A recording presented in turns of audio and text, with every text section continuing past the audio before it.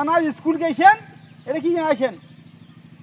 তোমার হাতত কি দেখো দেখো, সি সি সি সি সি রে, এই আরবুলটার মুখের আগত তোমার মান সম্মান সব ধুলে মিশিয়ে দিলেন।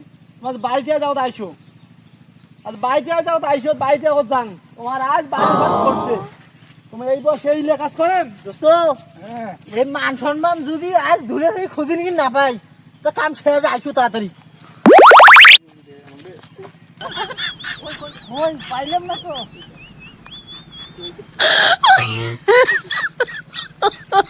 my god.